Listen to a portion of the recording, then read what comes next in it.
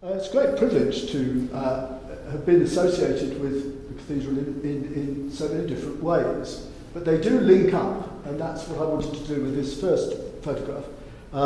Because yes, there I am in the front row, standing on the steps, but also there is an extract from a rough exercise book which my mother seems to have preserved, where I was at the age of 12 already sketching the cathedral from memory, when I should have been doing my French test or whatever it is underneath there. So it's a long association. But I'm fully confident that now I quietly understand what has been going on, and in particular what was going on in the 1920s. And also the conclusion of that is that the building is stable and it's basically okay. But there have been many different opinions about this over the years, which have been expressed in many different ways. And the energy with which opinions have been expressed is not always proportional to the quality of those opinions, if you know what I mean. The whole issue of the safety of St Paul's reached its climax on Christmas Eve in 1924, when the district surveyor, they call him a building control officer now, for the City of London, issued the Dean of the chapter with a dangerous structures notice, which is a single type sheet that I'll talk a bit more about later. But that's the kind of the thermonuclear weapon in the armoury of building inspectors, and it has very severe and quite complicated consequences. But today what I want to try and do is look behind what that was all about, and many of the aspects are shown in the exhibition that I hope you've seen, but if you haven't, go and have a look afterwards. But seeing the exhibition is not a prerequisite for understanding my talk. However, before I go on to say too much about anything else, I just thought I would focus, not very good. I will just talk about the structure of the existing building, so that you have an idea of the background of what we're on about. And those of you who know this already, please bear with me, because some of you won't.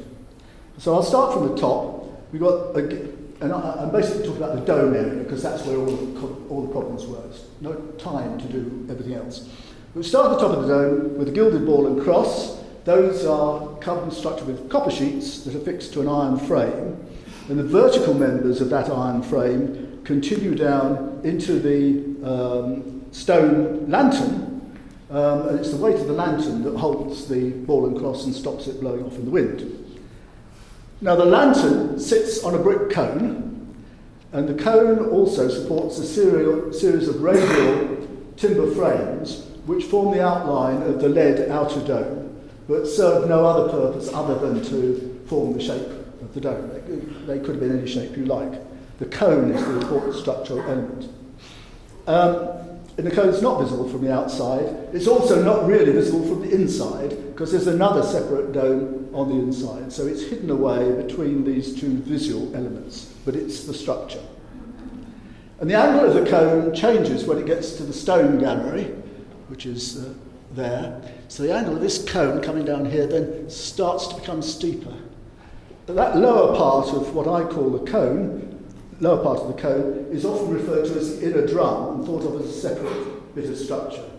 But in engineering terms, I think it's a continuation of the cone, but at a slightly different angle. And on the outside of the inner drum, on the lower part of the cone, is the peristyle, which is that colonnade that runs all the way around. It has 8 of the pairs of adjacent columns have got appear to be filled in between, but actually they're hollow shafts that have got staircases in them, how you get up to the stone gallery. And the whole of the drum, the peristyle, the dome, the cone, and all that lot sits on 8 massive piers, which you can see at cathedral floor level as they come. They form the entrances to the nave, the transept, as you stand in the middle of the dome. Now, in terms of materials, the outer dome and the other roofs are oak, which is a hardwood. Red didn't like softwood because he thought that church wardens would be more keen to whitewash the interior of the church and put their names on boards than to actually attempt to make some roof. So it's a good idea to make a roof really durable, and oak is better than softwood for rot. The cone and the inner drum are brick, and there are also some areas of brick in the lower levels of the inner drum. The lantern and the peristyle are stone. Cathedral floor is brick vaults spanning between walls and piers in the crypt, and the ceiling wall, what you see, the vaults that you see when you're standing on the church floor, they comprise stone ribs with webs of infill brickwork that is plastered and painted. There's much, most of the stone that's visible is Portland stone from Portland near Weymouth. But there's a lot of undressed, that's unworked, stone rubble, that's random sized pieces of stone, in the interior of the large piers. So the new stone was only around the surface. And you can see a cross section through that. If you go through that door at the back there, through that tunnel that we made about 20 years ago, there's a little door on the right that looks as if it might have a fire extinguisher in it. But actually it's a view into the middle of the core, which we left to do plaster as we were tunnelling through. There's also iron in various places. There are chains around the base of the cone, that was what the Wren put in, and the top of the peristyle. And there are also individual iron clamps. They're like great big staples that go in a paper stapling machine, sort of object, between individual stones. The ironwork, all the original ironwork, was let into the stone and then surrounded with lead poured in to form a waterproofing enclosure, but also to stop there being any hard spots that might, which was lead gives a little bit, and it meant that you got a firm iron clamp, but it got just a little bit give around the edge so it wouldn't cause too much mischief. The entire building is found about 1.5 metres below the floor of the crypt where we are here, in a material which is now called brick earth, but in the 18th century was called in the 17th century was called potter's clay. Below the brickwork, it's quite important, is gravel, and then below the gravel is London clay. And in the bottom of the gravel, on top of the London clay, there's water that flows around all over the place because it seeps down through the gravel and it can't get through the clay. Okay? That's generally not what happens everywhere in London. In many places in London, the gravel has already been washed away, and so you've got clay in your back garden probably. But here, on this hill and various other hills, there's a dumpling of gravel left behind, and the clay is much further down. Now, having said that, we go on to repairs. Because you might think if you suddenly got a dangerous structures notice, the whole thing had blown up out of the blue. But it hadn't, because the cathedral had been undergoing repair ever since it was actually being built. Because there are even records in the original construction accounts that show people being paid and materials being bought to carry out repairs to the stonework that had already been built. We don't know exactly what they did, but we can conjecture from the amount of labour and the amount of materials and the location, which was in the south transept. And so they were already cutting out stone that had cracked whilst it was in construction. There was another campaign, again, mostly in the south transept, at the end of the 18th century, under the surveyor Robert Milne, and he's spent almost 2 years going around, again, cutting out and using lots and lots of iron. Park that, and we'll come back to that later. Looking forward through the history, we see that the board cloths were partially dismantled and overhauled and strengthened in the 1820s. And in early 1900s, a huge system of iron ties and anchor blocks was inserted into the west front. Now, nobody ever talks about this. You go up there, you see a great big pile, big lumber, great big iron bars and things like that. And I've not really been able to find any illustration to it, except this little one here, which I had to blow up rather after that. But there's the west front with a huge amount of timber scaffolding. I'm sorry about the resolution, it was blown up for a very small image. That was in the early 1900s. Nobody ever really talks about that, but major things were going on. This, and there's a picture on the right of excavations to expose the foundations in 1901, when somebody was worried about what the foundation was. 1901, nothing to do with 1924 Christmas Eve. But this part of the story really begins in 1907. The surveyor to the fabric, that's the cathedral architect, changed, and the new man was Mervyn McCartney, and he, as you would, new to the job, took a fairly comprehensive review of where everything was and how things were. And he wrote a report, spoke to the RIBA as a lecture, and he had concluded that there were a lot of things that needed doing, but there was nothing fundamentally wrong. A lot of it was cosmetic problems, or problems that arise because a small piece of stone that not structurally significant falls off, but it would be rather inconvenient if it fell on somebody's head. But that was the level of concern. And they said he and W.D. Carrow, who's another architect, the great-grandfather of the current surveyor from fabric, they consulted peers and so on. That's not structural peers, that's his contemporaries and fellow architects. And they came up with a programme of work which involved really redoing Robert Mill's repairs, but doing them properly. And I'll come back now to Mill's repairs because it seems fairly evident from the evidence to me that a lot of that involved taking the bits of stone which had broken off already and sort of hooking them back in and pinning them back in with iron that wasn't protected against corrosion. And that had two unfortunate consequences. First of all, it created very hard spots where you nail, if you imagine a stone in your shoe, well, if you bang an iron wedge into the gap between two stones, it's equivalent to the top stone having a stone in its shoe.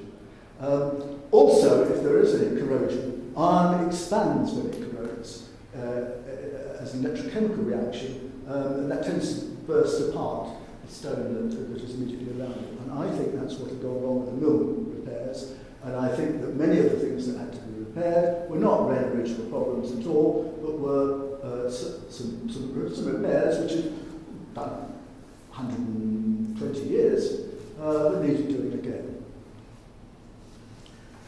Now I'm going to jump, because sewers, railways and trams is the next lump that we then want to try and put them all together. The need for repair basically was because the cathedral had settled, or the piers had settled differentially. If they'd all gone down by the same amount, I believe there's a cathedral in Mexico where this happens.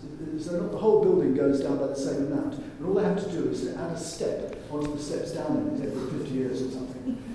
So if you go, like if you have a soft mattress, it all goes down together. If you have a hard mattress, it all goes down together as much. But if you've got a road mattress that has some hard springs and some soft springs, you would be very uncomfortable. You wouldn't all go down together. And that's basically the issue that had been happening here. But it had stopped, because once the mattress springs, if you like, get to where they want to get to, if you don't change the locus, that's where it stays. But this had caused quite a lot of concern, and nobody really had any objective evidence of exactly when this had happened and why. That led to understandable concern whenever anybody thought of digging or doing anything in the ground near or under supports.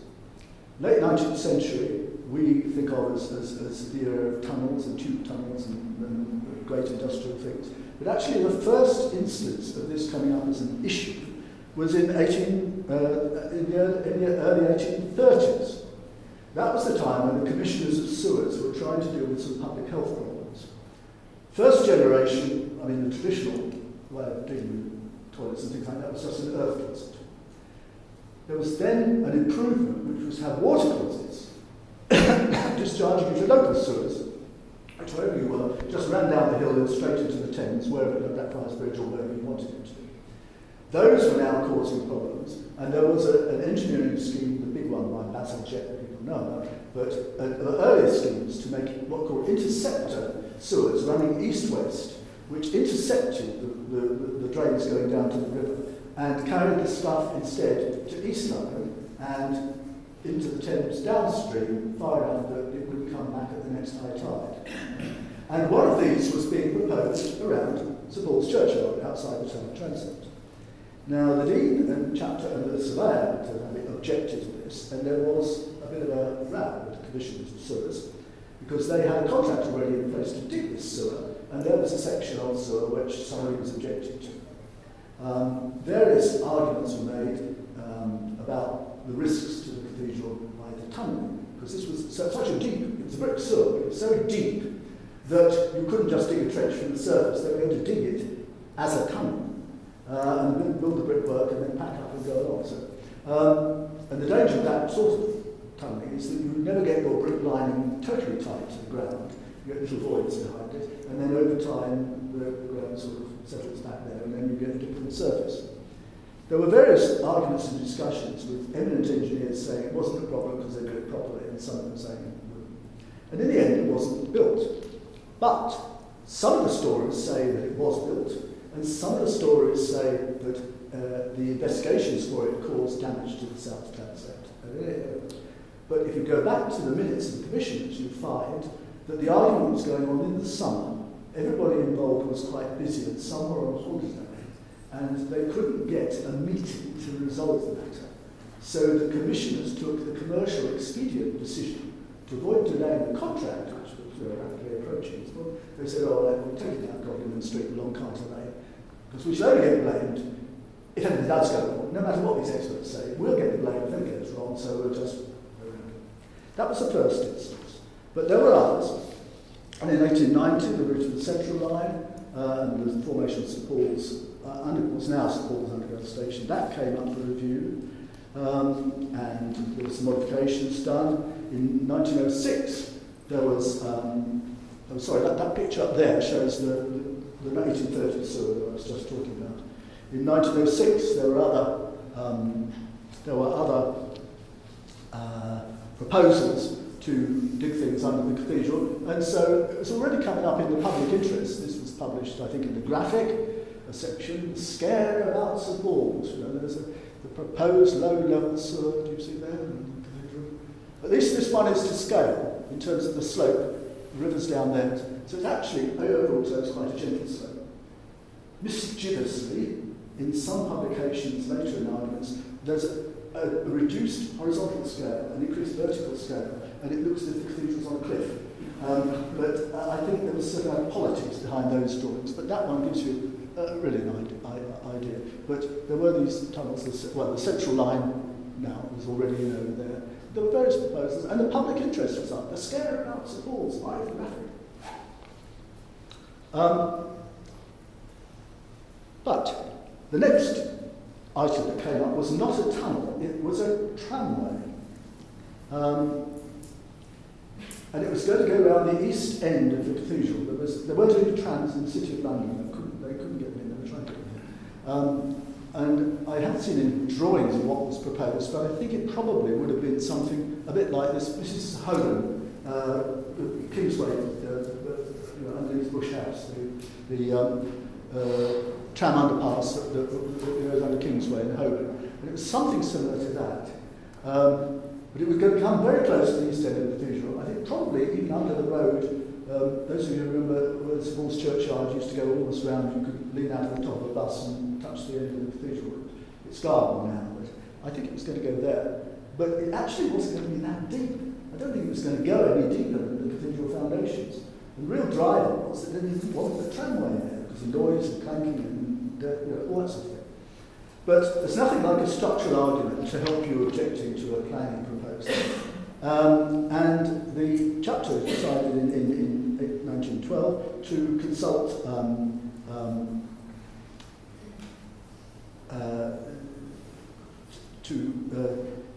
consult Francis Fox of the Fox family, Freeman Fox became engineers, who was on a hire at the time, having just underpinned Winchester Cathedral with the Winchester diver.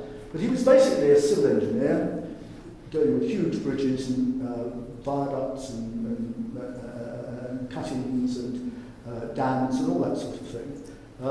But he'd come to know the American engineer Greathead, who had first proposed cutting tube tunnels through London clay, saying it was easy to cut through there. Mr. Greathead had invented a grouting machine, which was a mechanical pump that pumped liquid cement into the gap behind the rings that line the tube tunnels and make that all very nice. I think Francis Fox may even have bought one of these because he behaves a bit as if he was lending them a minor grouting machine. But he did a technology transfer and started grouting cathedrals. And so he did a lot of work at Lincoln, he did grouting work at Winchester as well. But anyway, he wasn't called in about the state of the cathedral. He was called in because he was a railways and that sort of expert. And he came up with the goods and said, oh, no, you can't possibly have this tramway here because it's a threat to the cathedral.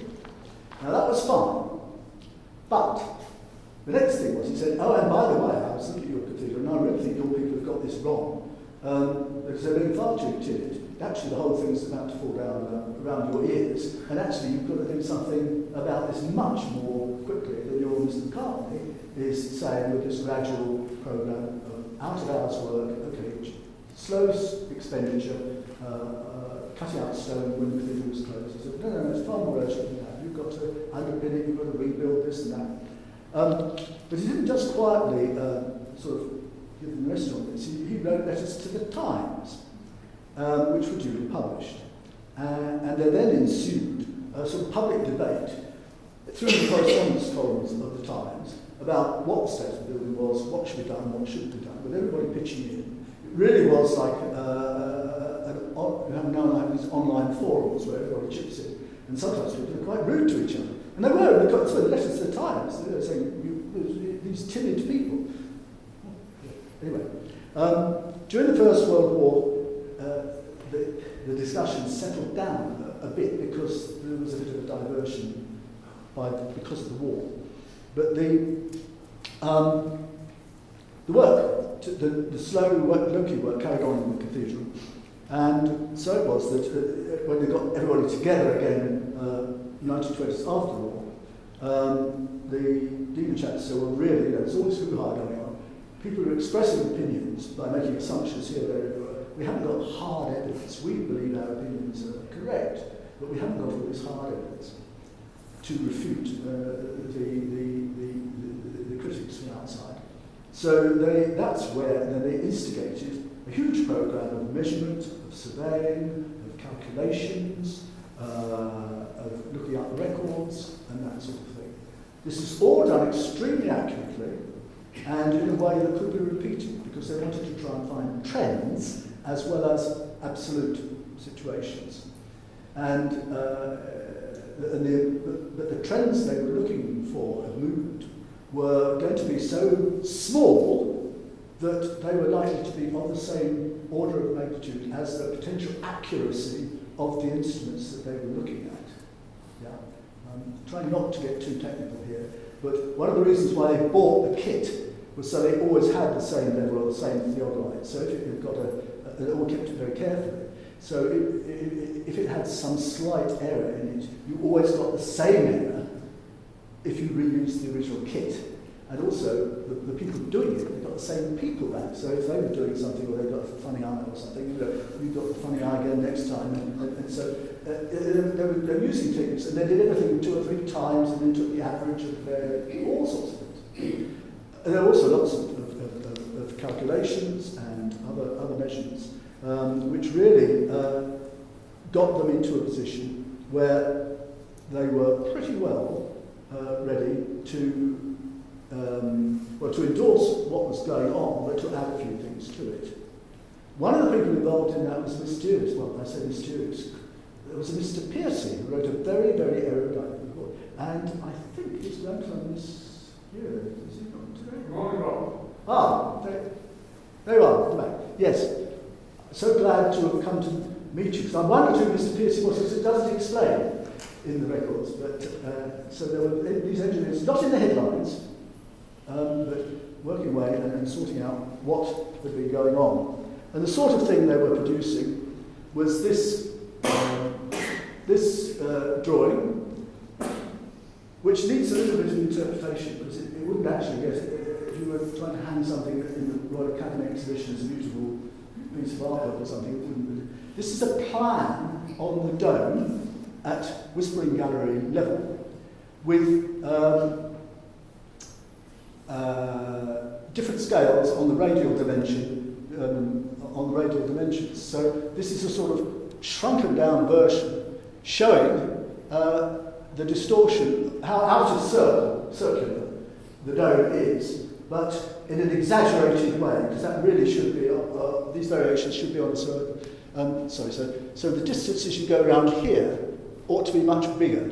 If I could have a bicycle pump, I'll pump it up. You get it on one piece of paper, and yet able to see the very small variations. They've used a drawing convention which you need to get your head around. So they could see that the dome wasn't perfectly circular. They could also see where it sort of stretched in that direction. And anyway, you can see the sort of thing. But that's the sort of precision that they were using. And really, this was all coming together.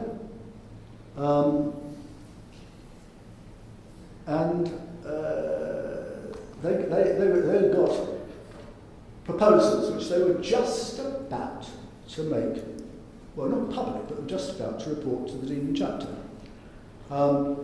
It's one of the most significant things that they found was nothing to do with how the loads came down and all that sort of structural thing.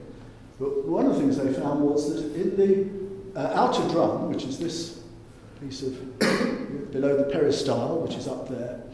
Now, the peristyle and outer drum had been linked by radial walls, but there was a line of fracture through those walls, so that the outer drum and the inner drum were not connected as much. They were still connected by some tie bars, but they weren't as robustly connected. And there was a fear that with seasonal variations in temperature, it's nothing to do with loads whatsoever. But stone does expand when it gets hot. You wouldn't notice it with an ordinary piece of stone with a sort of paperweight. But on large scale, it does get hot. I mean, Big Ben, the top of Big Ben, goes around in a circle as the sun shines on different faces of it, and one of them gets longer and gets shorter again. But there's a tendency to expand. They felt that had been happening with this outer drum here, but there was nothing to pull it back again. And so there was a fear that it was going to expand a little bit, very, very hard, fractions of a millimetre, and then not go back again. And then, sort of ratchet effect. Might have only been fractions of a millimetre, but if you have half a millimetre a year for 500 years, you know, it's gone a little way. So one of the main things that the team working for the Cathedral, nothing to do with Francis Fox, found was that there was good reason while they were at it of tying this back in to stop this creep.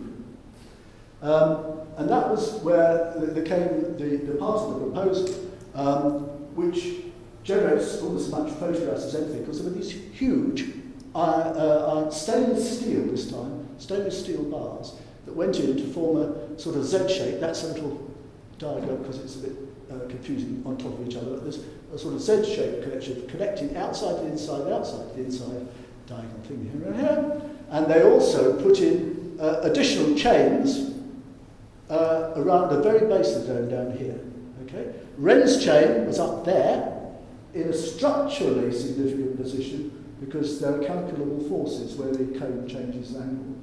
Down here, there are really no particular bursting forces, but it was this ratchet effect, cyclic, hot in summer, cold in the winter effect that they were trying to do. So all of that down there is actually just about thermal movement. If you don't have that explanation, it does look as if this is being tied down into there to help shed load from here into there. And I suppose if you called upon it to do so, it would do so. But that wasn't what was driving Miss Pearcey and his colleagues when they made this proposal.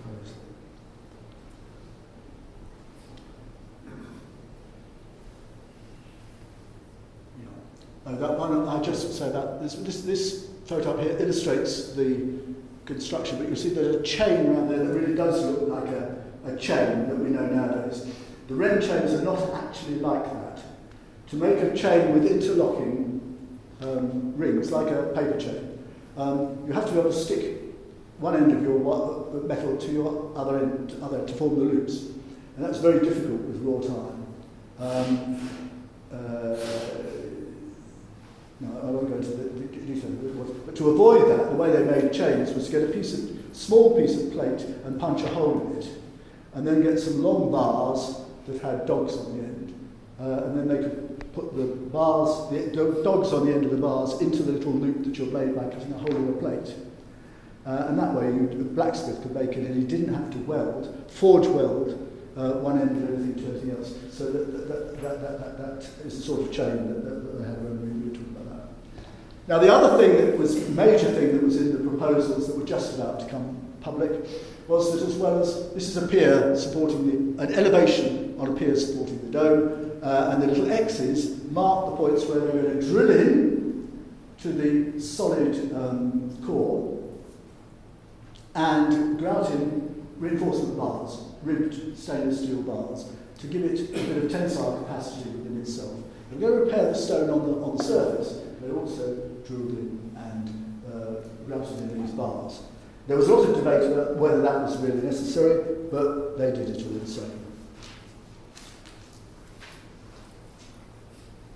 So, that was all kind of in the office being put together, I think, ready to present, when along came Mr. Todd from the District Surveyor's Office and served the dangerous structures notice.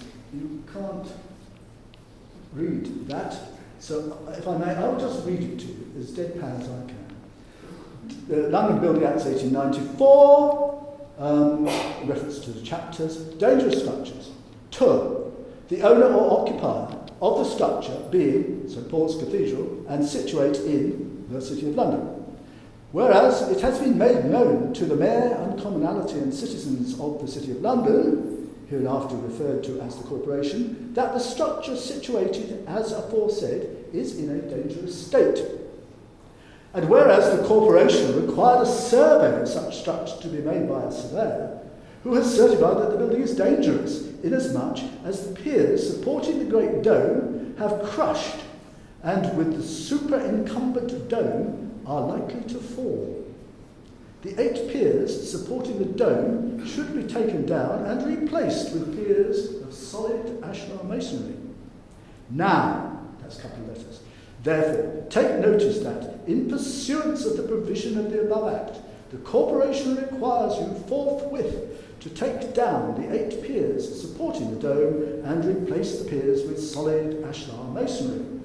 Signed, dated, blah, blah, blah, dated 24th December 1924. Then at the bottom it says, note, by Section 107 of the London Building Acts 1894, it is provided that if the owner dispute the necessity of any of the requisitions comprised in this notice, he may, by notice in writing to the Corporation within 7 days from the service of this notice upon him, require that the subject shall be referred to arbitration. That was the get-out clause, right? There's always, British law, there's always an appeal process. And so basically that's what the Dean chapter did. And so they didn't take down the piers, and they didn't actually close the cathedral, not immediately. So they took up that and made an appeal and revealed the proposals and all the arguments that Mr. Pearson had sort of got on the editing floor in the office to the Corporation. The Corporation set up its own little commission of experts to review it. And the proceedings of that are a public document. They interviewed Mr. Todd, the surveyor, and said, why did you do this? And he said, well, it's what I believe, and I'm sticking to my opinion. And I didn't know all this stuff that you're now showing me, but that was my opinion, and I'm sticking with it. But they effectively overruled it. They accepted, because these other proposals that I've just outlined were then revealed, the Corporation relented. Now, the Dean chapter did go ahead with closing most of the cathedral, and the popular record thinks that that's closed because it was dangerous. Well, actually, it wasn't. But one of the consequences of the public hoo-ha was that money started pouring in, and there was almost an embarrassment of funds to do this work. And so they wanted to spend it quickly. They weren't constricted by cash flow. But also, they wanted to spend it in the most efficient way. As you know, upstairs, if you sort of tap tap a carpet tacky with a piece of wood, it sounds like a bass drum going off. And so all the work was having to be done out of hours. And by closing the cathedral, they put up a screen at the east end of the nave. By doing that, they were able to work normal working days in the daylight, and the whole thing could be done much quicker and in a much more efficient, cost-efficient way. So that's why it was closed, and they got on with it and did what I've just described in terms of the repairs. There were then some other ongoing things. One was the monitoring, because there was still this lurking suspicion that there might be some sort of long-term settlement going on.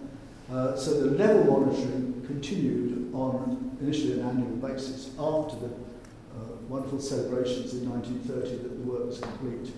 And they also, in 1935, they got Parliament to pass an act of the St Paul's Cathedral Brackets Protection, close brackets, Act 1935, and that basically contains a map of the area immediately around the cathedral with prescribed depths in each area, and it requires by Act of Parliament any developer, building owner, wanting to do activity, it's a broad term, but below certain depths, had to get special permission from the city corporation, who would review and check that this work wasn't going to likely to affect the cathedral. So those two things hung out the end of the scheme. But otherwise, it really was everything was put back together, and all the works that were proposed were done, and there was enough money to pay for it. Now, there is, however, a little coda on the end of these, which I think I've got time to tell you. Because trying to damp down fires, they thought they'd done it in 1930 at the end of this programme of work. But it then sort of flared up again in 1970. Bernard Fielden became surveyor to the fabric, surveyor of Fielden and Mawson. And on taking up the work, he did a very thorough, very detailed, exemplary quinquennial inspection of the buildings, or logging everything. And he was very happy to record all these cracks that were marked, been filled in and marked 1913 with steps along the wall, and you could see they hadn't moved or anything. But when he got to the south transept, oops, sorry. I'll just cut through these. I skipped those, sorry about that. Right, when he got to the south transept, he was looking out of one of the windows in the south wall, and he saw, I think you perhaps see, there was a stepped open joint in the masonry. You can see a bar there, a bar there, a bar there. And that was not filled in. It didn't have a stencil mark saying 1913. And when they asked nobody seemed to know when it appeared, why it wasn't there. But there it was. Clearly something had moved since the work was done in 1930. Now there was, in 1970, no real money to deal with that particular aspect. So it went on to a sort of worry list, which then got passed from surveyor to surveyor and emerged in the top of Martin Stancliffe's surveyor's handover pack, when Martin Stancliffe became surveyor in 1992, about that. And so he thought, well, this does sound that we ought to get on with doing something about this. And there came an opportunity to do so, because the fear was that they'd been wrong in the 1930s and the south transept was on the move again, because there was a crack that showed it. And very fortunately, funds became available for cleaning both the interior of the cathedral and the outside of the cathedral, cleaning and conserving.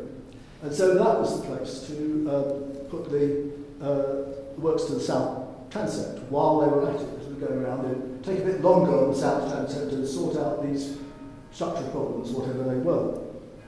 And to help fund this, we got on with a draft application to the Heritage Lottery Fund because they had a category of expenditure which was for urgent high-level works for structural danger, blah, blah, blah. There was a category in which you could put in a... And they thought they got a pretty good case, you see, here, because there was this, and the field was worrying it.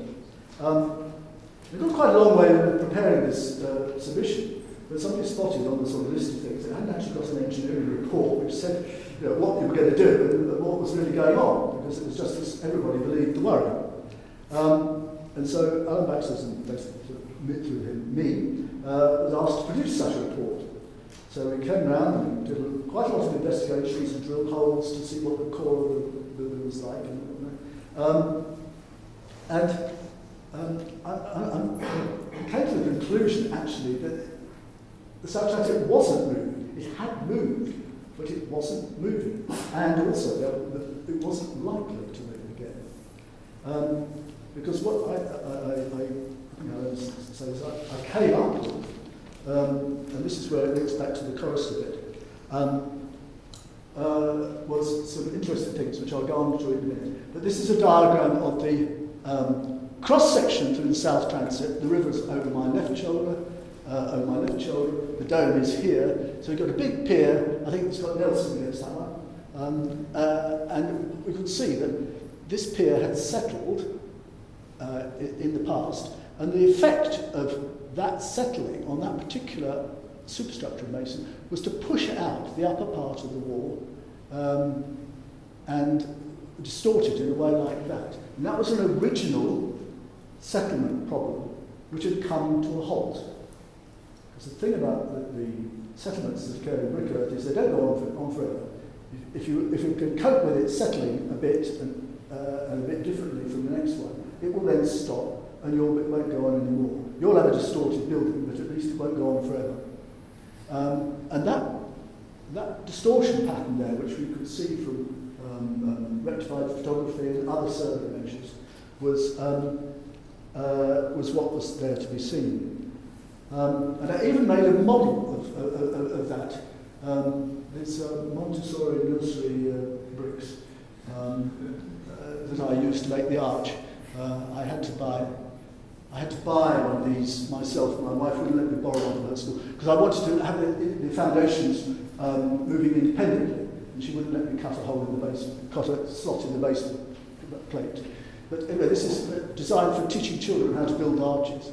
And I built the South Transept out of this, and then made one side of it settled. And so my model actually did make the top part of the wall go out vertically, and the first bit sort of lean out and then like that. So I looked at that and looked at the measure in the cathedral. They were both the same. So I thought, well, we've got it. So what it seemed to me was that the crack that Fielder had seen was part of the family of cracks that were generated by that original movement. But something had happened to get it going again between 1930 and 1970. What was that? And nobody really kind of knew. But then I sang at the rededication of the North Transept following war damage, because a bomb came through the North Transept vault in 1941, 40, can't remember which. And that particular bomb exploded inside the building. One over the high altar hit the outside of a stone arch and lodged in the roof and went bang up in the roof. So the damage was rather less. The one in the North Transept hit one of the brick. Do you remember I said that the vaults had got heavy stone arches and things, and then brick.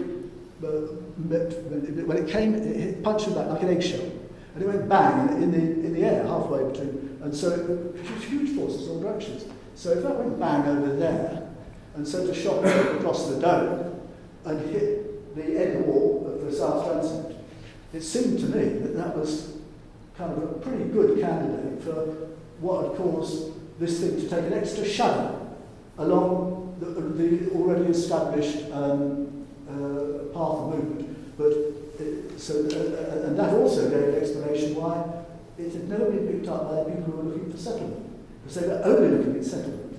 They weren't looking for new cracks. They weren't looking for anything other than movement of their list of cracks and settlement. So we needed a cause that wouldn't trigger either of those. but it still was there. So I remember that, and I also remember going to tea with Dean Matthews just before I left, and we got talking about the cathedral at the times in the war, and I remember him telling me that his colleagues who were in the building when that bomb went on said it was like an earthquake. So I forgot. So I wrote this report, which basically said, well, I don't think the South Transept is on the move. Here's why it moved. If you don't let £500 bonds off in the cathedral, it's not going to go any further. So that's all right. Now, normally, clients are very pleased if you tell them they've got to spend so much money. But I had just torpedoed the grant application, which was for this urgent high-level blah, blah, blah works. So there was a bit of a standoff, and the quantity surveyor reran his estimates in the light of my report, took out a whole lot of allowances that he put in imaginatively for structural repairs he didn't know what they were. And the net result was that the overall cost reduced by slightly more than the maximum grant they were going to get. And so everybody was actually quite happy. But it did make me think a bit more about bomb damage. And later on, another bit came along. When the dome was being cleaned, do you remember that great panjandrum? There was a huge scaffold up in the dome that scaffolded a quarter of it, and magically it rotated when no one was looking, and they did the next quarter and that sort of thing. Well, I was involved in that, but also, if anything odd was found, I would go running along and interpret it. And they found lots of cracks in the plaster behind the Thornhill paintings which were being conserved. And so we said, yes, we found a crack. It's an old crack because we can see there's previous 19th century repair paint in the crack. So it's an old crack, so it's all right, nothing wrong. Then one day the phone rang saying, "Can you please come along?" Because we found two cracks running right the way down the whole circumference of the dome. They've got no paint in them. They've occurred since the 1930s, when it was last done. What are we going to do? Because we've got a complete ring of crack going all the way. So I came in and had a look and marked on the cross-section drawing the level at which these are two circular cracks that run right the way around. Very tiny, just cracking the paper. Compared it to where it was structurally and realised that it was where the cone, just above, where the cone parts company and the inner dome becomes an independent structure. Thinking back to my bomb and the pressure, I concluded that there had been an upwards pressure in the dome as well as a thump on the south transept wall. There had been a bit of an upward pressure. Think of your grandmother's kettle and the lid jiggling around, where there's pressure underneath. My grandmother's kettle had a little vent hole in it. And fortunately, Ren put that oculus in there, and it wasn't a completely sealed dome. But it had a severe jolt, due to the pressure of the explosion on the inside, and it could quite easily, if it had been slightly more, have caused the whole of that bit of masonry to lift up, and if it hadn't come down just where it could have caused complete collapse, which is how the North Transept vault had actually collapsed. It had been blown upwards and then collapsed down. And if you'd done that, then you would have come in 1940 in the morning and seen that not sky, but a sort of circular area there where you would see right up into the cone. So it came a lot closer to having the sort of photographs which I think Hitler really wanted. But he didn't get them because it just had a shudder and didn't actually fall down. But anyway, that's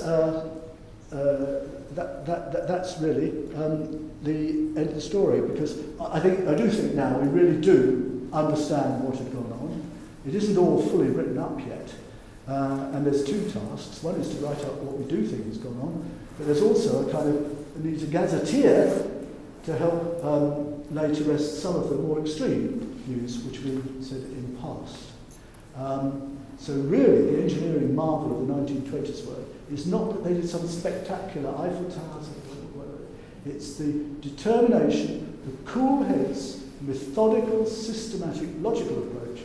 Mr. Piercy, Mr. McCartney, and various others, even in the face of all sorts of shenanigans, and people writing books. There's a whole book written by one of the critics explaining how they got it wrong. but the real marvel of the engineering was that they stood to it doggedly, logically, and saw the thing through. And so we can't completely relax, because it will need constant care. But we've got the explanation now. So I offer you that.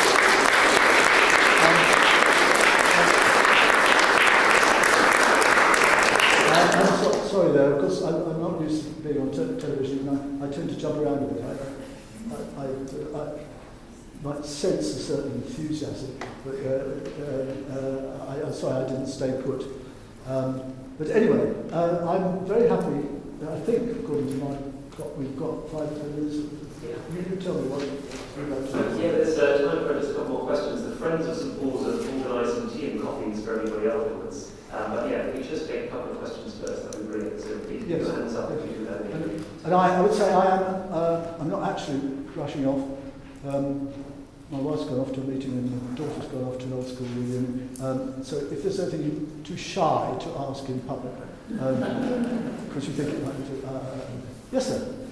Just a point of interest, my grandfather joined the staff of St Paul's in 1925 and was involved with putting the long lint chain, to call it that, at the back end of the 1920s. Oh yes, that would be the ones at the bottom of the dome. That's right. Yes. And he took quite a lot of photos at the time. Yeah. I guess on a box camera of some Yeah. sort.